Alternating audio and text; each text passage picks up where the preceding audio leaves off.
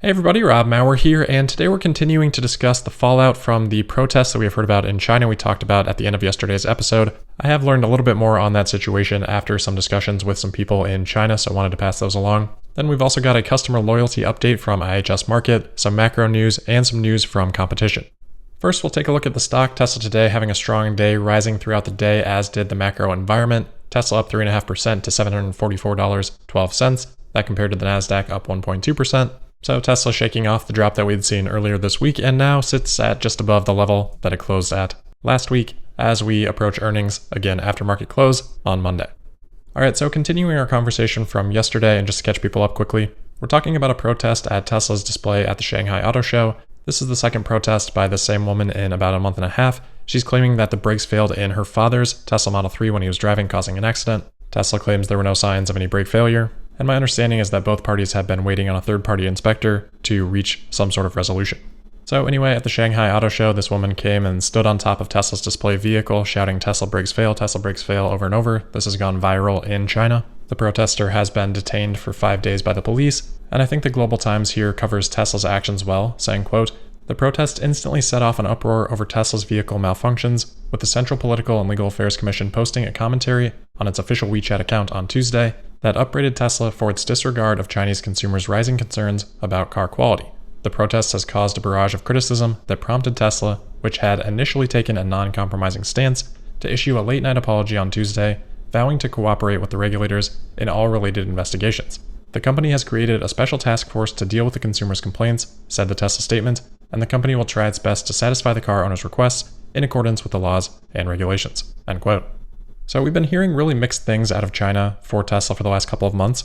You may remember that back in February, Tesla was asked to speak with Chinese government officials about quality and consumer rights. Of course, in Q4, we had the Model S and X suspension recall just in the China market, a decision that Tesla did not agree with, but didn't want to carry the, quote, heavy burden through the Chinese administrative process, end quote, to not go through with the recall. But then on the other hand, we have Shanghai pumping out Model 3s, Model Ys, selling 35,000 units in China in March, completely obliterating all other electric vehicles except for one that costs $4,000. Then we've got reports in March that the Model 3 receives the fewest number of complaints at less than one for every 10,000 vehicles sold. That's 1/50th the average for passenger cars in China. So going by the numbers, Tesla seems to be doing very well, but there seems to be a disconnect in the social perception and the coverage in the media, and perhaps at times some of Tesla's actions have exacerbated a little bit of that sentiment. So, sounds familiar, right? This is not something that's new for Tesla. Tesla has lived through these periods of fear, uncertainty, and doubt, FUD, for a long time, and I certainly don't want to dismiss any of those concerns, and we'll continue to try to get more information on the situation, but this seems to be playing out in a heavy way right now in China. We had a long-time subscriber comment on yesterday's video saying that this protest is a much bigger deal than initially it might appear. Things like this spread like wildfire in China. I've heard from multiple people that the vast majority of comments have been negative towards Tesla on these highly visible social media posts. One owner telling me, quote, "The media is attacking Tesla intensively. Every single Tesla crash or accident are being put under the microscope. I'm in a Tesla customer WeChat group. The morale is definitely low, but customers still overwhelmingly support Tesla." End quote. Again though, haven't we seen this forever with Tesla? Isn't every Tesla crash under a microscope? This just feels a lot like what we've been through here in the US. If you go on US social media, heck, depending on where you're at, all the comments are still going to be negative towards Tesla in some of those cases. But the concern here is that the Chinese market and its unique characteristics could mean things play out a little bit differently and potentially with more impact. I mean, I think Tesla apologizing in the circumstance is direct evidence of the differences here. I don't think we would have seen anything like that from Tesla in the US. Anyway, today the social media intensity in China has continued on this protest. Again, from that contact in China, quote, "Grace Tao, VP, was supposed to speak during a session in today's BAO Forum for Asia Annual Conference, but she did not attend. There are definitely rumors swirling around, especially she is at the focal point of this dispute." End quote. They shared with me an article on that news, and it already has 3.8 million views. So the overall point here just being that this is getting a ton of attention in China. My overarching belief is that eventually truth will win out. Tesla will deliver enough cars to enough people that word of mouth from actual vehicle owners will take hold. I think that's happening to large degrees in circles of the United States, and I think eventually those circles continue to grow internationally. And while certainly there are cultural differences, Chinese people are not just going to look at Chinese media, they're going to be looking at Tesla and its international presence. And as Tesla continues to be successful in other countries, continues to be seen as a really aspirational and cool brand, those things are inevitably going to have an influence in China as well. And look, just because this is getting a lot of attention right now, it's not to say the entire situation is all bad. We have a tweet here from Ray for Tesla today, showing huge numbers of people checking out Tesla's display at the Shanghai Auto Show. We've also got a report here yesterday per Tasmanian that Tesla's going to be building its own data center in Shanghai. Tesla's obviously continuing to invest heavily in China, continuing to expand Giga Shanghai. And let's not forget that so far the Chinese government has seemed to be relatively highly supportive of Tesla in China, with Tesla being the first wholly owned foreign automaker in China. So, not trying to raise any alarm bells here by any means, just trying to provide thorough coverage of something that is a little bit difficult for us to get an understanding of outside of China at times. Next here, we've got some new information on Tesla in India. Tesla Club India has done some LinkedIn sleuthing, and they have found that Tesla has hired 3 new executives, one for policy and business development, one charging manager, and one country HR leader. So definitely some good steps there for people to have in place. Then we also have a report from Tasmanian that Tesla has selected a location for where it wants to position its first corporate office and store in India. I think we've already had a lot of, reporting that didn't necessarily end up to be fully accurate on this specific topic for India. So I'm not putting a ton of weight into this. It sounds like they have selected Mumbai, but not a specific property yet, just a general area. So I would imagine without a property secured, that decision could probably still change. Another quick HR story here today. Electrek is reporting that Tesla's acting general counsel, Al Prescott, the guy that kicks off the annual shareholder meetings, has left Tesla, interestingly, for a lidar startup named Luminar to be their chief legal officer. So not really too much to say on that. Obviously, you wouldn't expect that to impact Tesla too significantly. Really just noteworthy because this is a lidar startup and someone coming from Tesla. Always a little bit intriguing, but probably not the most important sign coming from legal. Regardless, best of luck to Al on that move. Next here, we have a study from IHS Markit. Every year they look at automotive loyalty based on consumer purchases. Unfortunately, they don't share much detail behind this, but Tesla was recognized in a couple of categories. The most important, I think, highest conquest percentage.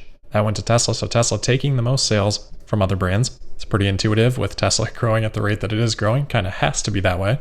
Tesla also had the highest alternative powertrain loyalty and the highest Asian market loyalty to make. Interestingly, for the second year in a row, General Motors took the highest overall loyalty to manufacture. Ford took the highest overall loyalty to make. I would have assumed based on the F-150, but it looks like the Ram 1500 actually took the light-duty pickup segment, though the Ford F-Series did take the heavy-duty pickup segment. Hopefully in a few years we'll see the Cybertruck on one of these lists.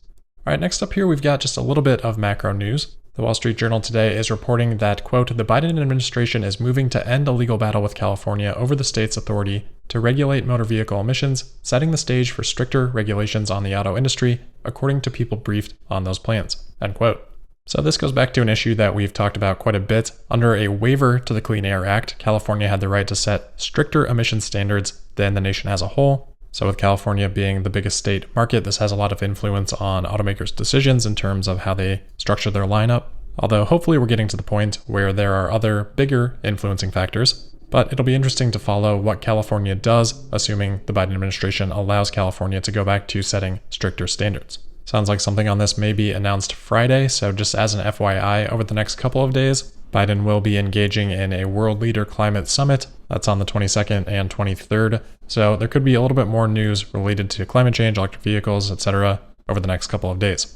Next here, just a few updates on the broader automotive market. First up on Ford. So we've been hearing from automakers that the chip shortages struggles there do continue. Ford here today, per Automotive News, suspending production of the F-150 and the Ford Explorer for 2 weeks at the beginning of May. So problems do persist here in the automotive sector. It didn't look like Tesla was too impacted in Q1. Maybe on the S and the X, that delay is not totally clear yet. And I meant to mention this yesterday when we talked about the Say questions. I do think a semiconductor question would have been a good question, but I did not ask it because I think this is going to be at the top of the list for analysts to ask about. Remember, a lot of these guys are in the automotive segment, so they're talking and thinking about this chip shortage all the time. They're getting questions about it from clients, and it's a great box to check in terms of a question because it addresses a risk that's relatively short-term in nature. There are a few things that Wall Street is more interested in talking about, so I definitely expect that to be asked. And again, I do think it's a good question, so hopefully we'll get some more information from Tesla about their situation there on the call.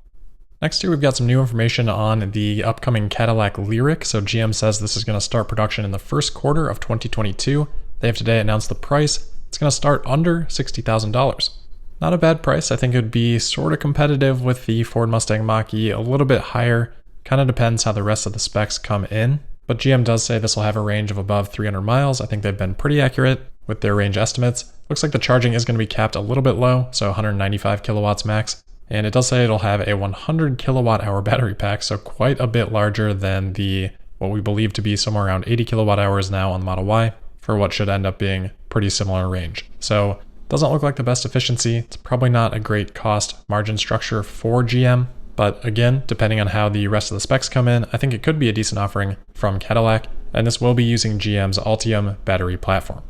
Next here, just a quick update on the Porsche Taycan. So Porsche had actually released their Q1 sales figures about a week ago. Electrek did post about it today though, so thought it worth mentioning. Porsche announced that they sold 9,072 Taycan cars in the first quarter. That represents about 12.5% of their total sales. And that quarterly number was about the run rate that we've been seeing the Model S come in at for those last, 4 quarters or so before the refresh was announced.